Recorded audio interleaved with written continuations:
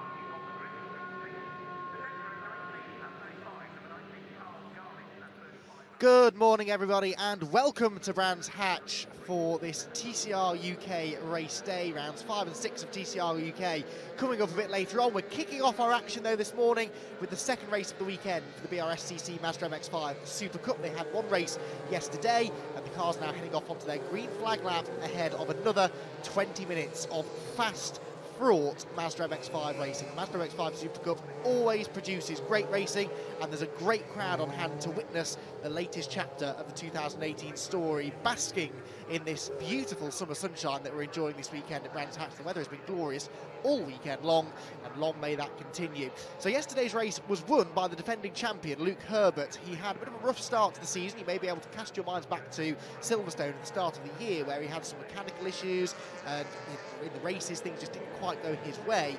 But he really started picking things up at Knock Hill last time out. Took 2 wins at Knock Hill and another win yesterday to become the first 3-time winner of the season, and he's really looking to try and build on that over the course of today's 2 races, triple headers for most of the rounds of the Mazda MX-5 Super Cup. So 1 race on the Saturday and 2 on the Sunday. Here's how the grid lines up. It's the second fastest lap times from qualifying that set the grid, so it is Luke Herbert on pole position where he started yesterday, with his nearest championship rival, James Blake Baldwin, alongside him. Jack Harding and Aidan Hills are on row 2 ahead of Steve Roberts and Simon Baldwin, stepbrother of James Blake Baldwin, on the 3rd row. Row 4 for Colin Bysouth and Johnny Greensmith, winner at Knock Hill last time out. He's one to watch for, whilst Gary Townsend and Alec Livesley round out the top 10. Outside of the top 10, we have Jack Sycamore and Sam Tatler on row number 6. Row 7 for Will Stevenson and Nick Boone, ahead of James Kell and Christian White, former MR2 race winner. George Grant, series sponsor, is down on the 9th row with Bradley Kent, younger brother of TCR racer Lewis Kent, whilst Carl Garnett and Alex King round out the top 20 on this packed grid. 28 cars will take to the start. Here are the rest of them: Alex Miller, John Stack, Tom Parker, Javier Brook, Jeff Gurrier, Duncan Harris, Nick Rutter and Mark Swarbrick round out the field. So the blue car that starts on pole position, car number 1, that is Luke Herbert. Alongside him, the first of the 2 identical blue Blink Motorsport, blue and orange Blink Motorsport cars, car number 4 is James Blake Baldwin. You can see there how James is angling his car down towards the pit wall. That's because what you can sort of see from this camera angle here, the circuit slopes quite dramatically from our right down to the left-hand side by the pit wall, and so it's sometimes an advantage to start on the outside line because you can put your car down towards the inside and let gravity work in your favour. So we'll see whether that works well for James Blake Baldwin on the outside of row number 1. The green flag, though, has been waved at the back. The red lights go on, and the second race of the weekend for the Mazda MX-5 Super Cup is underway. Good start made by both front row men as they launch towards Paddock Hill Bend for the first time, with Herbert on the inside, though. Looks like he'll hang on to the race lead. Here comes his teammate Aidan Hills at the inside of Blake Baldwin to try and get second place away. So Herbert will lead through Paddock, side by side for second between Blake Baldwin and Aidan Hills. We all get safely through. Looks like they do, but Herbert has got the job done off the start. He gets the whole shot and leads them up towards Druids for the first time. There's Johnny Greensmith going around the outside of Simon Baldwin, and on the inside of him was Steve Roberts. Cars running wide. That's Jack Sycamore, the orange car, off wide, and also Alec Livesley, the black car with the yellow wheels, both finding the grass coming out of Druids, but they both managed to rejoin the circuit and continue on their way. Oh dear, more cars running wide, and a car, oh dear, that is Colin Bysouth spinning, coming out of Graham Hill Bend, and just about stays out of the barriers, I think. I didn't see how that one started. Got Carl Garnett on the grass now as well. It's all kicking off at the start of this second race of the weekend. Yesterday, they were all fairly civilised. It was typical close quarters Mazda MX-5 racing, but at the start of race number 2, it's all very lively indeed. Carl Garnett there with a big moment. He lost another place when we got to the pit straight, but Herbert leads from Hills, who gets the better of James Blake Baldwin for second and third. Jack Harding there, the white and blue car number 43, is in fourth, and the race leader runs a little bit wide there through Paddock. Luke Herbert trying to make the break here, trying to break the toe from the cars behind,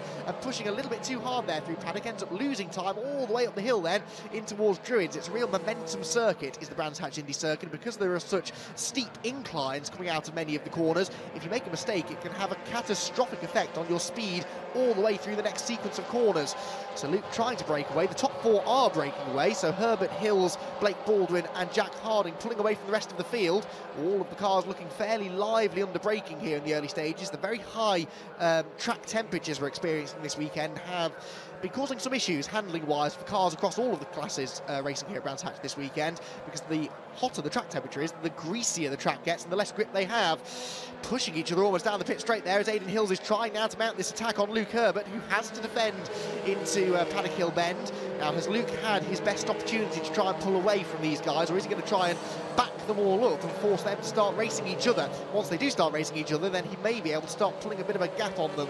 That's what he did yesterday, that's what he's done on several occasions in the past, and I was speaking to Aidan Hills yesterday actually on that very subject, and Aidan was saying that whilst Luke is his teammate and he likes to work with Luke if possible, he still wants to beat him, and so if he maybe has to form allegiances with somebody else to try and team up and find a way past Luke Herbert, he's not beyond doing that. He uses a lot of curb to the number 8 car in second place there, Aidan Hills, ex-rallycross driver, so he's used to a car that's not necessarily pointing in quite a straight line. We come back out onto the pit straight once again there. This is to complete the third lap of the race. James Blake Baldwin, incidentally, in third, has set the fastest lap of the race, but they're all lapping near identically this top group. Blake Baldwin it is who pulls out of line coming across the start-finish line. Aidan Hills has a peek to the inside, takes to the pit lane exit there to try and find a gap at the inside of the reigning champion.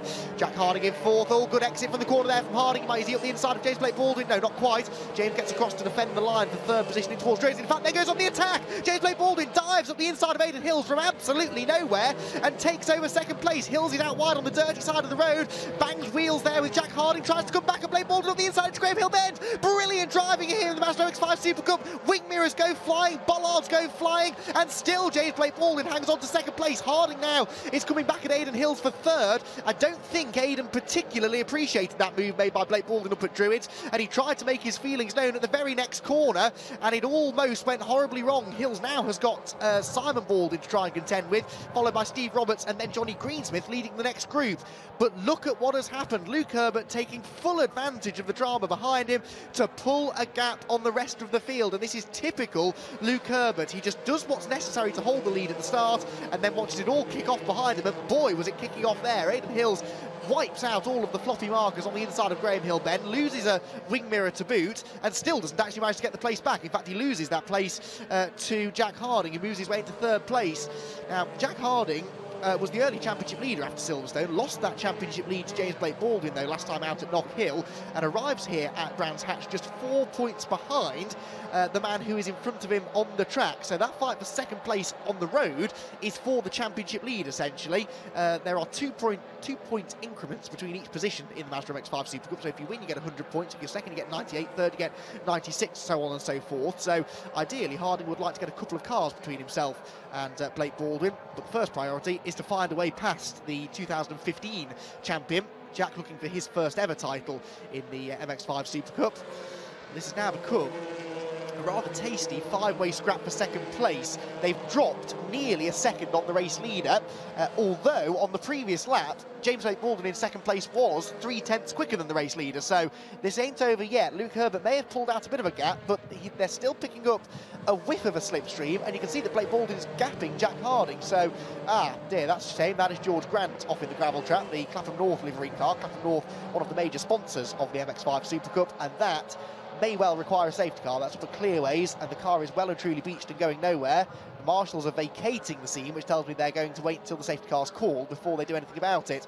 Nice battle going on here, though. That's Alex Miller dicing away with the number 23 car, Mark Swarbrick, who started last on the grid, the orange machine, and he started to pick his way up the order.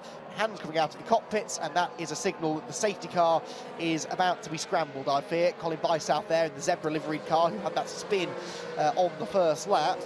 He's dicing away with Tom Parker as he tries to work his way ever further up the order, but definitely, oh well, I said there was a safety car coming out. No, there isn't going to be a safety car. What the hands out of the cockpit were for is to warn of yellow flags, presumably, up at clearways, so no sign yet of the safety car. There is, though, a continuation of this closing of the gap at the front of the field. Another 3/10 taken out of the race leader that time by James Blake Baldwin, so he's coming, and he's bringing friends with him, because Harding and Hills are staying right on his tail. Simon Baldwin and Steve Roberts just starting to fall back again slightly. These are the 4 drivers most likely to contend for the title this year, so it's no real surprise that they're being able to pull a bit of a gap at the front of the field.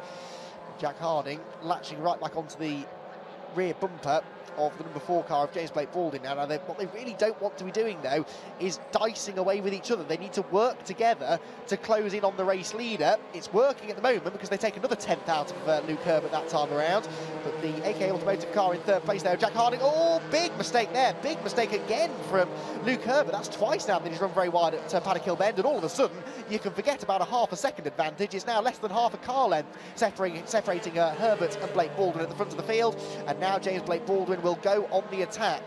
It's so difficult though in MX5 racing, because whilst you're trying to attack the car in front of you, you're almost always under pressure from at least 1 or 2 cars behind you, and that's the situation that Blake Baldwin's in now. He'd love to just go for a move and start trying new lines out to find a way past Herbert, but as soon as he starts doing that, he leaves the door wide open for Jack Harding to throw an opportunistic move up the inside of him to retake 2nd place away, and this is what plays into Luke Herbert's hands and allows him to pull away. For the time being though, Blake Baldwin is closer than he's ever been as they come across the start-finish line, just under 12.5 minutes still to go, and Blake Baldwin thinks about pulling to the outside, then tucks back in line. It's Harding who takes the high, wide and handsome line into Paddock Hill Bend. Watch for the number 43 car to get the run out of the corner and try and get up the inside of Blake Baldwin. No, James saw it coming, pulls over to the middle of the road to try and defend. Harding now dared go to the outside because Aidan Hills is there right behind him as well. So it is real cat and mouse stuff. You want to go on the attack, but you always have to be mindful of the other cars around you, and that's what makes it. It's very easy to follow each other very closely, but it's not always that easy to make that crucial move, particularly when it's Luke Herbert that you're trying to make the move on. If Herbert were to win this race with Blake Baldwin in 2nd place, Herbert would continue to close in on the championship lead, and I think if things finish as they are now, he would move into 2nd place in the championship as Simon Baldwin dives up the inside of Aidan Hills there, takes 4th place away, but possibly only briefly, because Hills is coming back at him now as they come through clearways onto the pit straight, and James Blake Baldwin pulls right out to the wide line across the start-finish line, trying to carry as much momentum as possible up towards Paddock Hill Bend. It won't work, and so Herbert will hang on to the race lead. What happened behind them? It is Hills still in 4th position then. So the order of these top 6 cars now nose to tail again. Herbert, Blake Baldwin, Harding the top 3, ahead of Aidan Hills, Simon Baldwin and Steve Roberts rounding out this 6-car lead train. I made the point there about James Blake Baldwin leading the championship by 4 points. When you take drop scores into the equation, they drop their worst couple of finishes over the course of the season. Actually, Luke Herbert goes to the top of the table, but it's a bit early in the season to be worrying too much about drop scores, so we'll just go off the scratch points for now. And so Luke Herbert will be wanting to try and score maximum points out of this race and make it a 4th victory of the season. So back out onto the Brabham Straight they come once more, and Herbert weathering the storm for the time being, but Blake Baldwin is still less than a car length behind, almost within touching distance, literally, of the race leader, and Jack Harding dives on the inside for 2nd place, out of nowhere, bit of contact with Blake Baldwin, James is sideways, here we go again, get ready to wave goodbye to Luke Herbert, because as this dice starts to intensify behind, Luke will try and get his head down and pull away. They do settle it out though as they're getting towards Druids, so they didn't actually cost themselves too much time there, but Jack Harding, that was a prime example of James Blake Baldwin trying the high line into Paddock to try and carry a bit more speed out of the corner and try and do something about Luke Herbert, but in doing so he leaves the door wide open for Harding to slip up the inside, which is exactly what Jack tried to do. It didn't quite work on that occasion, but it might well put James Blake Baldwin off from trying that move again. In towards clearways they go. Still double wave yellows out there, interestingly, and we did see a bit of overtaking there a lap or so ago. I assumed the yellow flags had gone in, but they hadn't. Clearly, race control deciding to just cover that part of the circuit with double waved yellows for the time being. There's possibly a live snatch going on as they try and remove George Grant's car from the gravel trap, so we may be able to go racing at that part of the circuit again a bit later on. We are now into the 2nd half of this 8th round of the Mazda MX-5 Super Cup, and still any one of 6 drivers could win it, because Simon Baldwin and Steve Roberts are not dropping that far back. Johnny Greensmith, by the way, is running in 7th place. Johnny Greensmith, winner last time out at Knock Hill. Carl Garnett is 8th, Will Stevenson's 9th, and Sam Tatler is running in 10th place. They're all having quite a nice battle as well, just behind this group, but quite rightly so. We can't take our eyes off this lead group, because there's always the potential for positions to change at any given corner. Back up towards the end of another lap they go. There you can see the double waved yellows in the background at Marshall's post, and then the green flag on the exit of the corner saying that now you can overtake. You've passed the danger zone and now you can go racing once more. Back across the start-finish line. Who dares make the move this time in towards Paddock Hill Bend? They all fan out into 3 or 4 different lines into the corner and then sort of all converge on the apex at the same time. It's Hills who took the widest line into the corner, but can't get the run on the exit to make the move stick. Oh, Blake Baldwin on the inside of Luke Herbert. Oh, gets into the side of Luke Herbert there up at Druids. Luke slides out wide, hand down to the cockpit for Luke Herbert. He is furious with that contact there from James Blake Baldwin. Lots of gesticulation from the race leader. That was a bit of an opportunistic dive up the inside. He's going to go for it again now, possibly down the Cooper Straight. No, couldn't quite get alongside. Well, you've got to go for it, I suppose. And we've seen James make a similar move on Jack Harding a few laps earlier. That time around, though, the door was closed in his face and contact was made. The positions don't change. It's still Herbert from Blake Baldwin, the top 2, with Jack Harding ever present in 3rd, but there's just a little bit of needle starting to be shown maybe between these drivers who, as we say, throughout the course of the whole season are likely to be contending the championship. And when we arrive at Donington Park at the end of the year in October, it's likely to be a group of these drivers still in contention for the title. So every place matters, and they're going to get increasingly frustrated at the win rate of Luke Herbert. They want to stop him winning races and stop him claiming points back from them. And James Blake Baldwin in particular, an effervescent character off the circuit and a very entertaining character on it. He's never afraid to get stuck in. He's not one to shy away from battle. And at this stage of the race, he looks a little bit quicker possibly than Luke Herbert, who is having to drive more defensively than we're used to seeing from Luke. Towards the end of another lap we go. This will be the 14th lap of the race. They got 19 laps in yesterday, but we did have a couple of safety car periods early on, so we should go into the low 20s as far as laps completed in this race. Christian White had an off at Paddock Hill Bend yesterday, which brought out a safety car. We had actually a first lap incident as well up at Druids, which took Bradley Kent out of the race. Bradley did manage to get the car fixed at the start of this one though, and so Lewis Kent's younger brother is running in 14th place at the moment. So after those early safety car interludes in race 1, we then did get some very close racing later on, as we're seeing again in this race, as Aidan Hills is now defending from the 56 car of Steve Roberts. Steve Roberts has found a way past Simon Baldwin somewhere and is now into 5th place. Now that's strange actually, because Steve looked like he was dropping off this group of cars a few laps ago. He's well and truly regrouped. And also keep an eye on the white and blue number 2 car that's growing ever larger in the mirrors of this lead pack. That is Johnny Greensmith. Oh, Steve Roberts into the side of Aidan Hills. Steve Roberts has suddenly woken up in the final third of this race. He goes for 4th place now up the inside of Aidan Hills. Aidan will try and close the door as they come across the start-finish line, and Simon Baldwin will try and make it 3 abreast towards Paddock Hill Bend. This won't work. Hills gets his way back ahead of Roberts, and in fact Roberts could lose another place now, potentially to Simon Baldwin. Wheel to wheel into Paddock. Don't lean on each other here. They both wash out a bit wide. They're still side by side coming out of the corner, and Roberts again has the inside line. Hard on the brakes. This is for 5th position. There's more contact. Dear, there's going to be more blue paint than white paint on the side of Roberts' car at the end of this race. They're still side by side, only this time Simon Baldwin has the inside line, and that man, Johnny Greensmith, is now well and truly with them.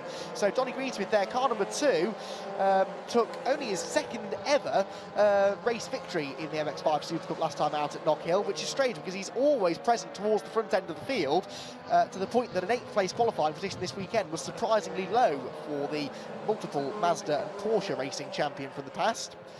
The leading trio head through a cloud of dust that has descended upon Clearway. Someone's obviously been grass tracking there up at the far end of the track, but has rejoined by the looks of it. Black and white warning flags incidentally being dished out to a couple of drivers.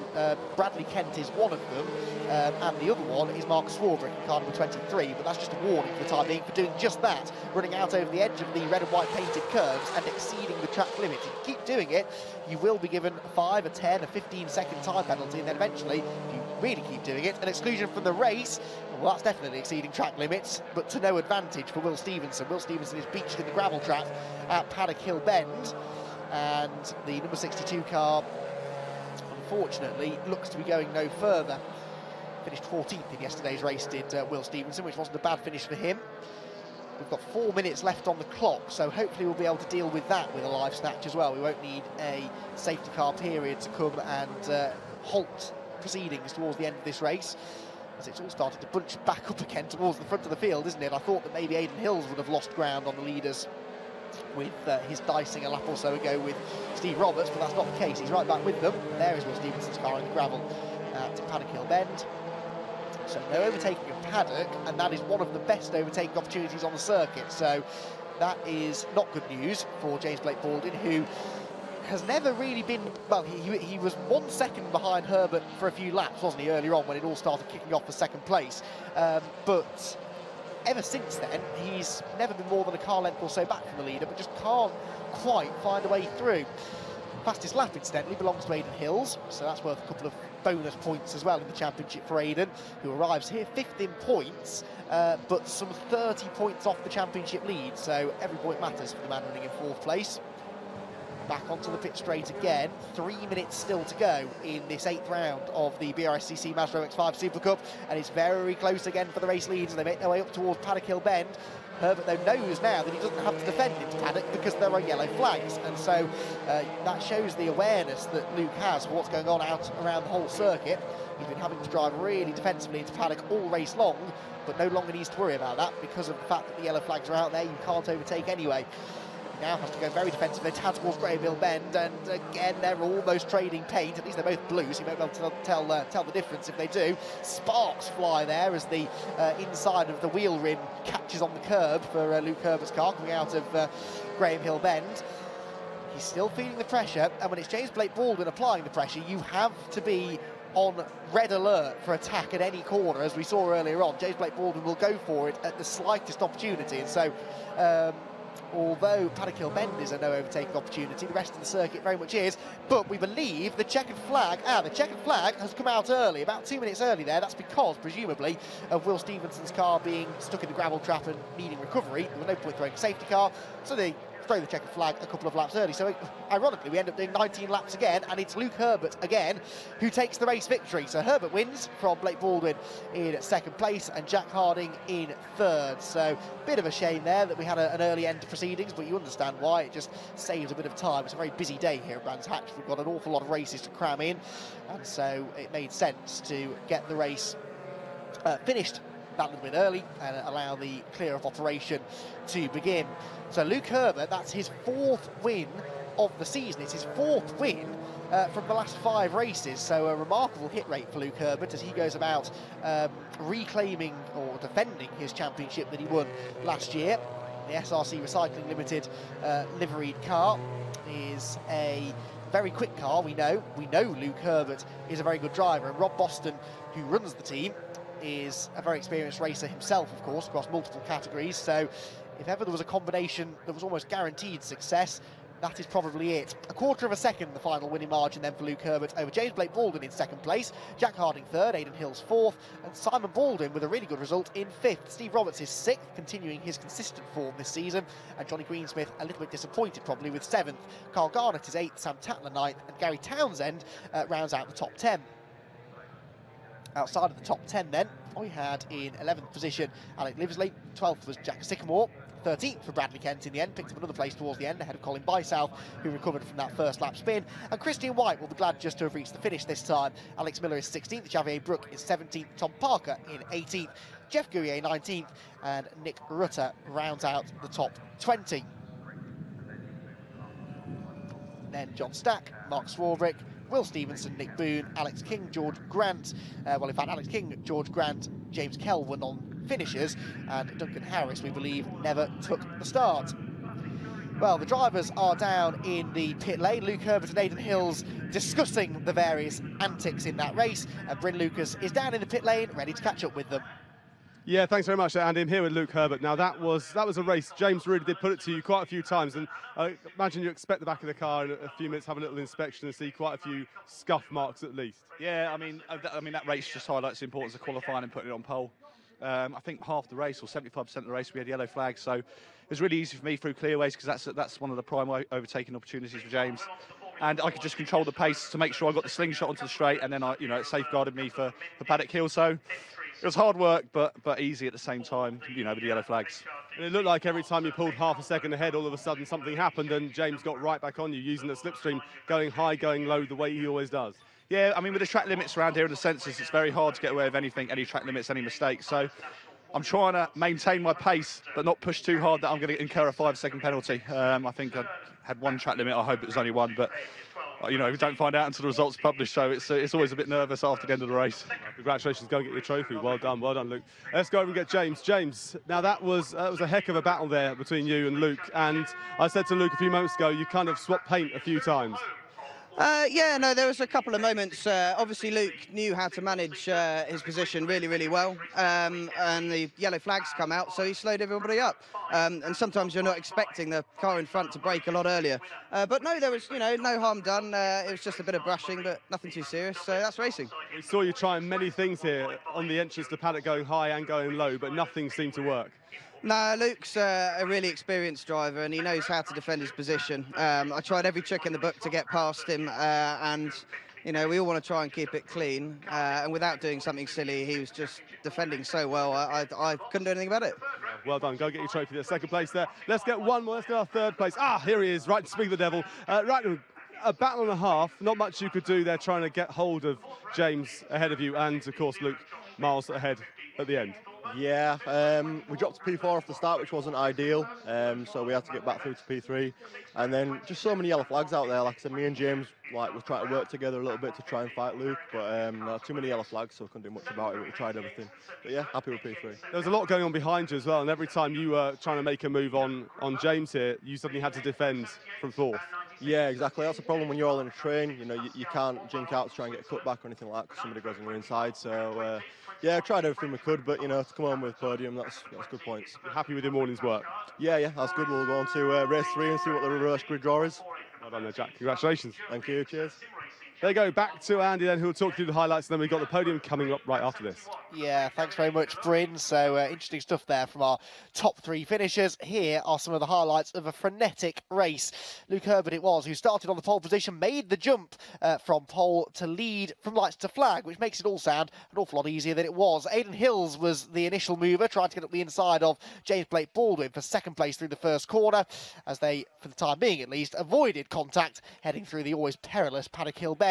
Further back, though, there was contact between Gary Townsend and Colin Bysouth, tipping the latter into a spin, coming ever so close to the barriers, but just avoiding serious damage. There was a loss of a wing mirror for Aidan Hills after an opportunistic dive up the inside of James Blake Baldwin down at Graham Hill Bend, but they could not do anything about Luke Herbert. George Grant had a spin into the gravel trap, which required yellow flags to be out for much of the race, whilst Jack Harding tried everything he could to find a way past Blake Baldwin, even tried to drive through him. He couldn't get into second place, though, let alone get after the race leader, who himself came under assault from Blake Baldwin up at Druids midway through the race. He wasn't happy with that, but behind him there was lots more action. Aidan Hill, Steve Roberts and Simon Baldwin all getting involved before Will Stevenson spun into the gravel trap at Paddock Hill Bend and beached himself in a dangerous position. The race continued for a lap or so after that before the checkered flag was thrown early, allowing Luke Herbert to head into pit lane victorious for the 4th time in 2018. The drivers, therefore, heading out onto the podium. Jack Harding, 3rd place finish for the man who was 2nd in points coming into this race, but he will have now dropped down to 3rd behind our race winner Luke Herbert. James Blake Baldwin enjoyed a feisty fight to 2nd position, but our race winner for the 4th time this year and moving into 2nd place in the championship is Luke Herbert. You never can count this man out. He's a reigning champion for a reason, and he is doing everything he can to retain that title in 2018. It's good to see the camaraderie between the drivers there. There was a bit of frustration when there was a bit of contact out on circuit, but both Luke and James happy to laugh and talk about it pleasantly post-race. It really is a very friendly paddock, the MX-5 Super Cup paddock, and with the quality of racing out there on the circuit, you can see why so many drivers come along and get involved. Andy Andrews there, championship coordinator, leading the rounds of applause up on the podium. Scott Woodwist from BRSCC on circuit comms will go and do the interviews. James Blake Baldwin congratulates Luke Herbert on his win in typical James Blake Baldwin fashion, but it is another victory for Luke Herbert. Can he do the same thing this afternoon, though? It's a reverse grid race. He will have his work cut out. Join us then for all the action.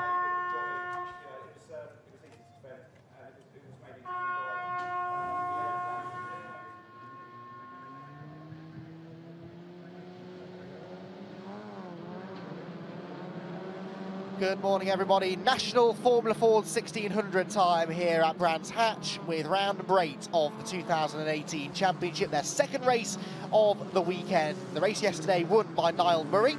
Second place went the way of Joey Foster, and third place for Michael Eastwell, meaning that it was the usual suspects making their way towards the front of the field. Niall Murray's victory means that he extends his championship lead over Luke Cooper and Matt Rangarrido, who were second and third in points coming into this weekend. I think they've just held on to that, but they've now lost a bit more ground to Niall Murray at the top. Cars then heading out on their green flag lap. They will start this race the way in which they finished yesterday's race, so it will once more be Niall Murray and Joey Foster, two of the legends of Formula Ford 1600 national racing, on the front row of the grid together. Both of them former Formula Ford Festival winners, of course, both of them champions in various different Formula Ford 1600 championships nationwide, and both of them, of course, from the Emerald Isle, both of them Irish drivers, and they have enjoyed success all across the UK in Formula Ford racing, and they're looking to add a national title to their resume in 2018. Joey has had a bit of a mixed season, won the very first round of the championship back at Silverstone, but then hasn't scored a podium finish since, and in fact had a DNF at Knock Hill in the second race, and then only managed to recover to score a handful of points in race 3. So Joey Foster's second place in yesterday's race going a long way towards helping him build up a bit more of a championship challenge. The cars are making their way around onto the grid. Pole position, as I said, will go the way of Niall Murray. Joey Foster will line up alongside him on the front row. Michael Eastwell and Hugo Bentley-Ellis. Hugo Bentley-Ellis having by far his best weekend so far of the season. Hugo lines up fourth on the grid. Then it's Michael Moyers and Matt Rangarrido, Josh Smith and Jamie Thorburn, Chris Middlehurst and Matt Rivette round out the top 10. But there are quick drivers right the way down the order. Nico Gruber starts 14th. He should move forward from there. Vincent Jay from 20th likewise. Neil McLennan down in 24th on the grid. And Neil McLennan was a winner last time out at Knock Hill. So he, coming from 24th on the grid, very much one to watch for, because he did not finish yesterday. He was running in the lead group and had mechanical dramas. So too did car number 6 Luke Cooper, who shares the 13th row with Neil McLennan. So cars 25 and 6, two to watch out for from towards the back. At the front of the grid though, Niall Murray and Joey Foster are raising the revs ahead of round number 8 of the Avon Tyres National Formula Ford Championship. Away they go. Good start made from pole by Niall Murray. Joey Foster slots through into second place. Michael Eastwell there in third place. Here comes back round Garrido, the red and white car, trying to charge around the outside into paddock, but it is a remarkably civilised run, single file for the most part through Paddock Hill Bend. That will not last. We know how entertaining Formula Ford 1600 racing is, and we are at the mecca of Formula Ford 1600 racing at Brands Hatch. The Brands Hatch Festival at the end of the year always produces stunning racing, and now we get to recreate that here mid-season. Off onto the grass there goes one car coming out of Druids. That was Jonathan Brown in the Mazda Road to Indy Cliff Dempsey racing machine. And that's Nico Gruber, the white and blue number 77 car, trying to get up the inside of him. The leaders head their way through Surtees for the first time of asking, and it's a perfect start for Niall Murray as he tries to build a gap. Easier said than done in Formula Ford racing, of course, but trying to build a gap over the second place man Foster. Joey Foster, who really came on strong in the second half of yesterday's race. It'll be interesting to see whether maybe as the race goes on he gets closer and closer to the tail of the race leader. The closest battle there, though, very close indeed, is the black car of Josh Smith and the red and white XL Labels car of Matt Rangarrido, and Matt is trying to take 5th place away from Josh Smith, who started 7th. So Josh has had a really good start to this race. Oh, on the grass, that's the 150 car of Carter Williams. That was close, and as he rejoined the track, I thought for a moment he was going to collect another one of the cars coming through. He does lose a couple of positions, but will try and fight back now as he makes his way through Graham Hill Bend and Surtees. Matt Rivette, that is, who got past him as a result of that grassy moment. But they're all starting to bunch up now. The slipstream always keeps the racing close in Formula Ford 1600 racing, and with the long pit straight here at Brands Hatch, it guarantees overtaking, particularly into that first corner, but you can overtake into most corners in Formula Ford racing, really, which is what makes it one of the most popular categories in the world. Top 4 breaking away slightly from this 5th place battle between Smith and Matt Rangarrido, who again has a little look to the inside into Paddock Hill Bend. Can't quite make it stick though. And so as they make their way back up towards Druids once more, he will be getting ever more frustrated because you can see the race leader starting to escape from the road. In behind him is the number 50 car of Jamie Thorburn, and then Hugo Bentley-Ellis. Hugo in the number 38 car started 4th, remember. Oh, and as Thorburn gets a wheel on the grass just in front of him, might be able to pick a place up, but Bentley-Ellis has not had a great start to the race. He is now trying to get up the inside of Thorburn into Surtees, and there's damage to the nose. Look at that, damage to the nose of Hugo Bentley-Ellis's car. So he's had contact with somebody. That will possibly explain why he's dropped from 4th on the grid to be running 8th after the first couple of laps. Now, if that doesn't come off, that could attract the attention of the clerk of the course, so we'll keep an eye out for maybe a black and orange warning flag telling him to come into the pit lane and get that fixed. Fastest lap of the race for Joey Foster in 2nd place, so now it begins. He's starting to find some pace, he's starting to close in fractionally on the race leader. However, he was only 2/100ths of a second quicker than Niall Murray that time around. Eastwell still 3rd, from Moyers in 4th, and then that gap back to Josh Smith in 5th. There's a car off on the exit of Paddock Hill Bend. Who might that be? We'll flick over to the second page of the timing screen and see if that gives me any clues, or we could just zoom in on the number, which rather helpfully is obscured by the rear wheel, so we'll pick up on that in a moment or two. But that car hopefully should be in a relatively safe position. Trouble down at Graham Hill. Oh, that's Luke Cooper. Luke Cooper, one of the championship contenders. In fact, 2nd place in the championship, was involved in this. That's Pascal Monberon, who is stationary, but Luke Cooper was also involved in some way and was delayed in some way with an incident down at Graham Hill Bend there. So what happened, I don't know. We might be able to catch a replay of it, but that is disastrous for Luke Cooper, who's already having a bad weekend after his non-finish yesterday, and unfortunately things not getting any better today. Got this battle still raging between Matt Brown-Garrido and Josh Smith, but no change in the order for the time being.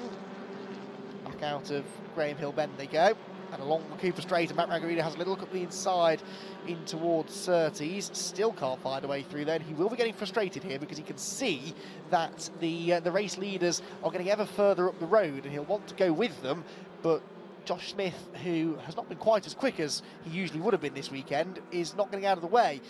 Like a car disappearing behind a tyre wall there somewhere around the circuit, so they're starting to drop like flies a little bit in this second race of the weekend for the National Formula Fords. Only 15 minutes, of course, Formula Ford races, so we are already nearly a third of the way through, and Matt Brown-Garrido still right on the gearbox of the Oldfield Autos car of Josh Smith in front of him. And it's Jamie Thorburn, and then still Hugo Bentley-Ellis, but that nose cone damage will be affecting the aerodynamics of that car, and that's why he's not going all that quickly, and we are going safety car. Perhaps not surprising, because we've seen a few drivers falling by the wayside over the last lap or so, so the safety car comes out and bunches the whole field together. Now, that's not good news for Niall Murray, because having just set the fastest lap of the race, he'd actually pulled an 8/10 of a second lead, over Joey Foster in 2nd, but now, of course, that will be eradicated completely. So, good news for Joey Foster, because it means that he can regroup and try and take the fight to the leader. Bad news for the leader, because it means that his relatively easy ride has now come to an abrupt end. There is Niall, who had, unfortunately, a non-finish in the 3rd race at Knock Hill last time out. And there is Pascal Monberon's car, so that will be the reason we are safety car, because having tangled with Luke Cooper, he's not been able to continue on his way. So the car stranded in a dangerous position. Yeah, Niall Murray, who didn't finish the 3rd race at Knock Hill, but that was the first time all year that he'd not been on the podium. He won a race at Silverstone, he won the 2nd race at Knock Hill, and he'd finished 2nd twice and 3rd once before that. So that was a bit of a blot on his copybook, but the point system in the A1 Tyres National Formula Ford 1600 Championship allows for a significant amount of dropped scores. The drivers drop their 4 lowest finishes, so you can actually effectively miss a whole round and not be affected as far as the championship is concerned, because you can just pretend those races never happened anyway and drop your scores. So that will, of course, become one of Niall Murray's drop scores.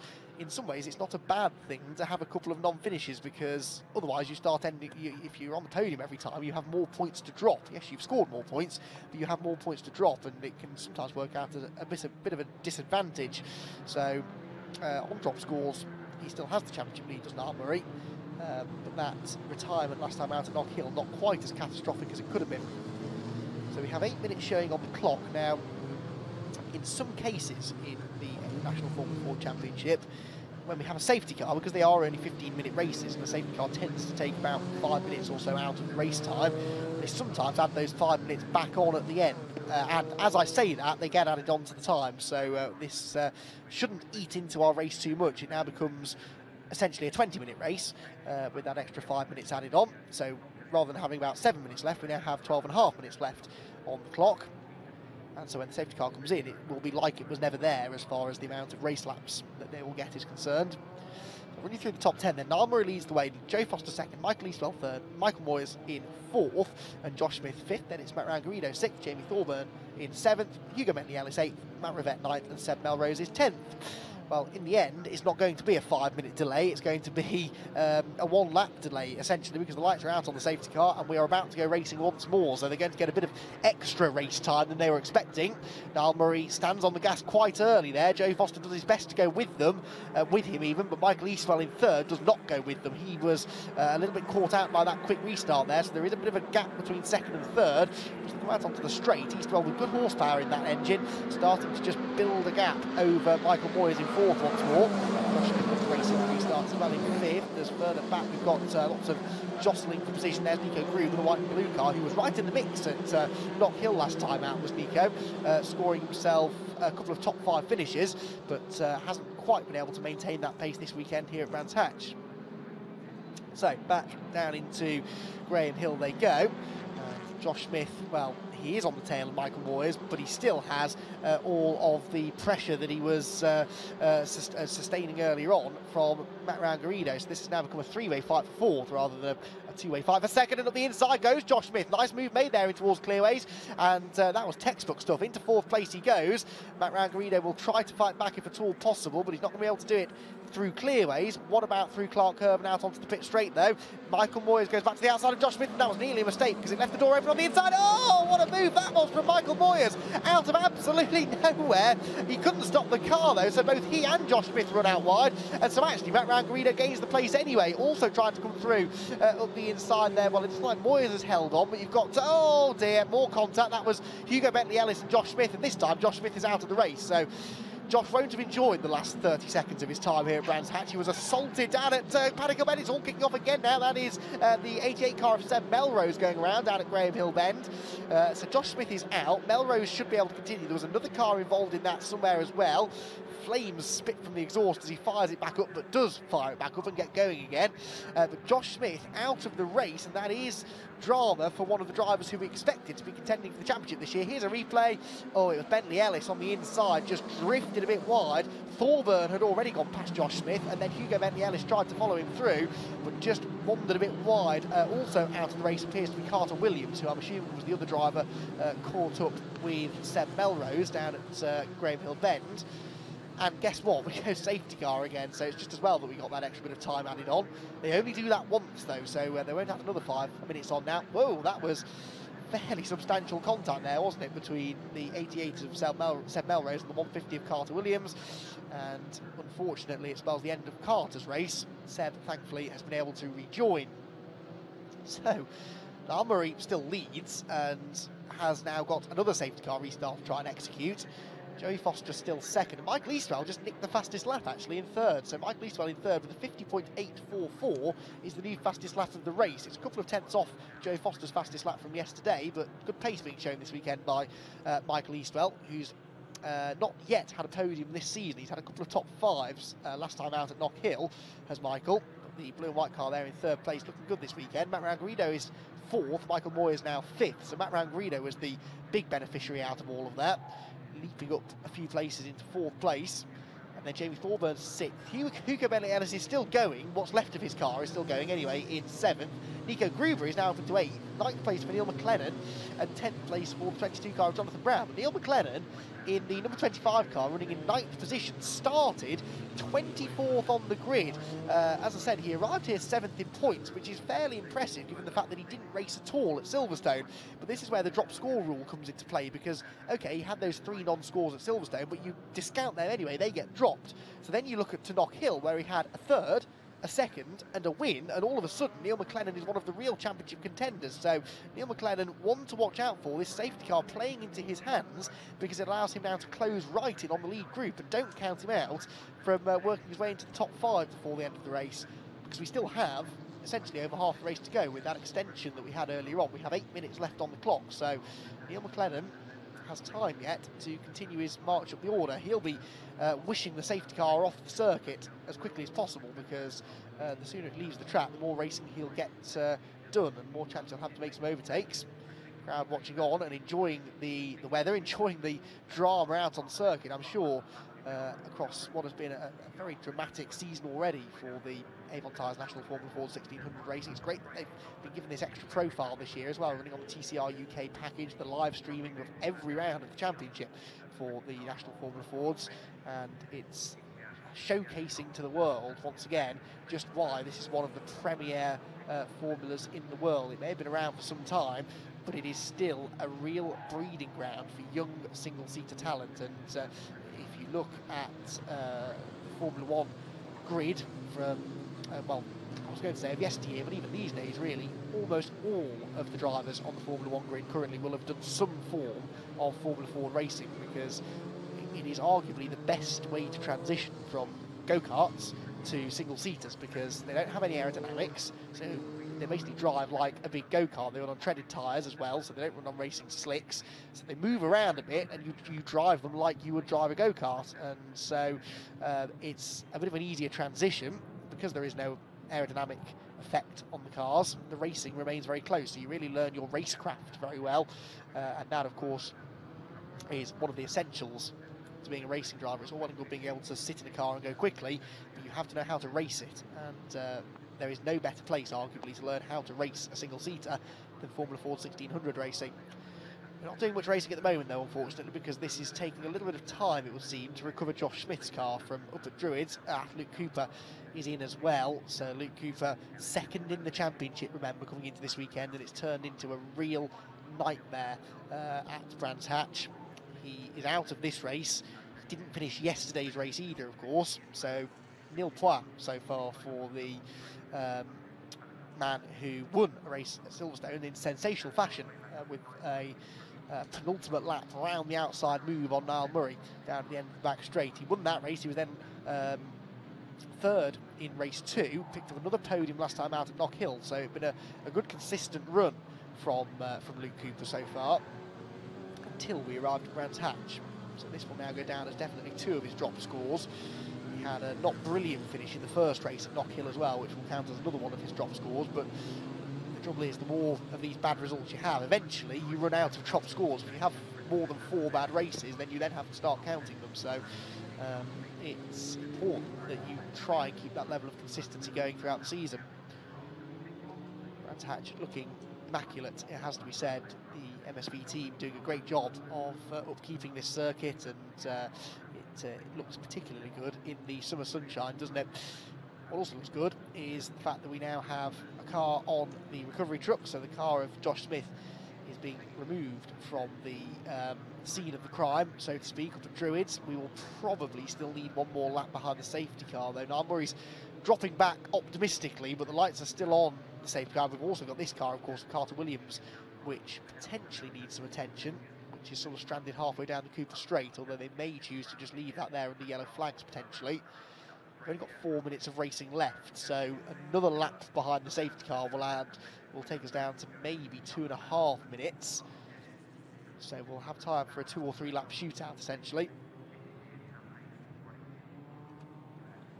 So a bit of a shame this, because the racing had been as intense as ever before it got a bit too intense, and once we started getting cars scattered left, right and centre on the track, we had no choice but to throw a couple of safety cars. Yesterday's race went, I seem to remember, safety car free. Yes it did, we got 22 laps in yesterday's race. I think it's safe to say we won't get 22 laps in today's race. Hugo Bentley Ellis running there in 7th place, 4th in yesterday's race of course, which is why he started so far up the order for this one, and he's still in 7th despite that damage, so he could yet pick another couple up before the end of the race. Worth mentioning as well that there are actually two classes of racing within this championship. We focus on the pro drivers that are at the front of the field, but we also have a clubman's class. The clubman's class in this race is being led by the 15th place car, Vincent J. Car 148, and that is just for the more amateur driver, maybe drivers who can't afford to commit to a full season or are driving slightly older machinery. Well, Vincent J in 15 is leading that class for the time being. As you can see, the lights have been extinguished on the safety car. The field is being bunched up, and once more, Murray and Joey Foster, get a significantly better restart than Michael Eatwell in third position. So we're going to have, I was about right, I think, 2.5 minutes or so left of racing when they cross the start-finish line. So there is time for Joey to mount an attack on Niall Murray, and the good news is he's got absolutely no pressure from behind him.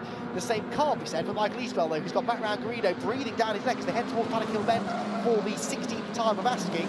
No moves being made for the time being, but it does look as though Matt Rangarino is a little bit quicker here than Michael Eastwell in front of him. Looks to the inside, up to the outside, back to the inside, back to the outside again in towards Driz. Going right around the outside is Jamie Thorburn there, and behind him we've got side by side with Hugo Bentley Ellis and Nico Gruber. Gruber gets run out wide, and here comes Neil McLennan, the white and blue car that started back in 24th place on the grid.